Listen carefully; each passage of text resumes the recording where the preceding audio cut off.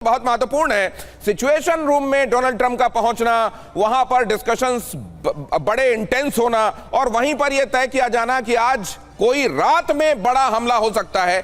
कहा यह जाता है कि दुश्मन को सरप्राइज भी दिया जाना जरूरी है, वरना उसकी तैयारियां वो करने लग जाता है और उतना नुकसान आप नहीं पहुंचा पाते जितना एट्रिशन आप सोच कर चल रहे होते हैं। ऐसे में ये बताना, ये मुनादी करना, ये चिल्ला कर कहना क्यों है। अगली खबर देखिए, ईरान ने जारी किया हमले का वीडियो। अमेरिकी बेस पर दागी मिसाइलें। आज सुबह के हमले का वीडियो आपके सामने हम यहां रख रहे हैं। ये आज सुबह के हमले का वीडियो है जो लोगों के लिए मतलब ये पब्लिक कर दिया गया है और ईरान ने ये बताने की कोशिश की है कि किस तरीके से हम मुंहतोड़ जवाब दे रहे हैं। अमेरिकी बेसिस पर दागी गई मिसाइलों का वीडियो यहां पर दिखाया जा रहा है। अब अगली खबर की तरफ आपको लेकर चलता हूं। आईआरजीसी के ठिकानों पर अमेरिका का विध्वंसक हमला हुआ है।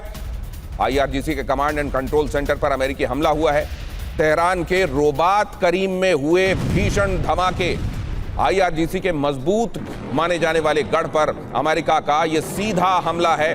अमेरिकी हमले से दहला दक्षिण पश्चिम तेहरान, साउथ वेस्ट तेहरान में जबरदस्त हमले हुए हैं और ये आईआरजीसी के ठिकानों को निशाना बनाकर किए गए हमले हैं। अगली खबर, ईरान पर अमेरिकी सेंट्रल कमांड का बड़ा हमला। ईरान के एयर डिफेंस सिस्टम पर हमले में ईरान का कम्युनिकेशन सिस्टम तबाह। राष्ट्रपति ट्रंप के आदेश पर यह सीधा एक्शन लिया गया, ऐसा बताया गया है। अमेरिकी मरीन, एयरफोर्स और नेवी का यह जॉइंट एक्शन है। ये तस्वीरें बड़ी करके दिखाइए जरा। यही तो एक जो एम्बेसडर ने बोला, बहुत ही एम्बेसडर मल्होत्रा ने बहुत अच्छी बात बोली कि शायद अगर ट्रम्प को पता है कि वो क्या कर रहे हैं तो वी विल बी सरप्राइज्ड। वो जो इस तरीके से स्टेटमेंट पे स्टेटमेंट दिए जा रहे हैं, स्टेटमेंटों से लड़ाइयाँ नहीं लड़ी जाती हैं। और ईरान जो है, मेरा ख्याल है पूरी तरह वॉर गेम कर चुका है।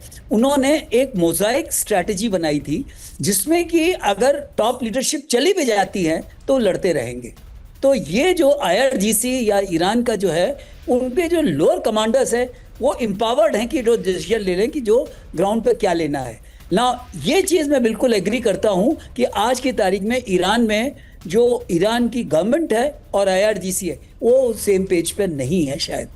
लेकिन इसमें जो इजराइल का है रोल बहुत इम्पॉर्टेंट है और वो इस लड़ाई को चलते रहने देना चाहता है। ईरान, जहाँ तक अमेरिका का सवाल है, उनका ईगो का सवाल है कि हम इसको ख़त्म कर देंगे, उसको ख़त्म कर देंगे। अरे भाई, तुम अगर खड़ को ख़त्म कर दोगे तो ऑयल नहीं जाएगा, तो साथ ही साथ आपका कटार और बहरीन का, उनका भी तो नुकसान हो रहा है। एक चीज़ मैं दिनेश, एक बहुत अच्छी चीज़ आपको बताना चाहता हूँ। हॉर्मोज की अगर आप प्रोफाइल देखो तो ये जो इसका वेस्ट साइड है, मतलब पर्शिया साइड का है, जो फारस की खाड़ी में जो अरब देशों की तरफ वाला है, वो एरिया जो है उसमें लो डेप्थ है और हाई डेप्थ कहाँ है? ईरान के साइड में। तो जो उनकी वहाँ से लॉजिस्टिक चेन है वो ईरान के नज़दीक से जाती है। तो अगर आप खड़क को डिस्ट्रॉय कर दोगे तो आप कैसे ऑयल लेके जाओगे? तो वो जो है, आप अपने लोगों का नुकसान कर रहे हो। और मेरे ख्याल में जो इस वक्त अमेरिका, जो अरब कंट्रीज है, उनको सोचने की ज़रूरत है कि अमेरिका कोई उनकी दोस्ती नहीं निभा रहा है, क्योंकि अमेरिका को मालूम है वेनेजुएला का ऑयल उसके पास है, उसका अपना ऑयल उसके पास है, तो वो अपना कुछ बेचता बाचता रहेगा। लेकिन जो सबसे बड़ा नुकसान होगा वो ये अरब कंट्रीज का होगा और ईरान का नुकसान हो रहा है, क्योंकि आपने जो ओमान में ब्लॉकेट लगा रखा है जिससे कुछ बाहर जा नहीं सकता। तो मुझे क्या लग रहा है कि ये लड़ाई अभी बहुत ही सस्टेन चलेगी।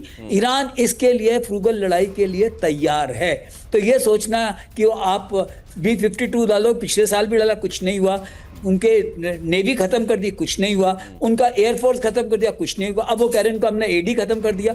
अरे, इनसे लड़ाइयाँ नहीं लड़ी जाती। लड़ाइयाँ जो है हौसले से लड़ी जाती हैं और वॉर गेमिंग से लड़ी जाती है। तो ईरान ने वॉर गेम कर रखा है कि कैसे इसको रिस्पॉन्ड करना है।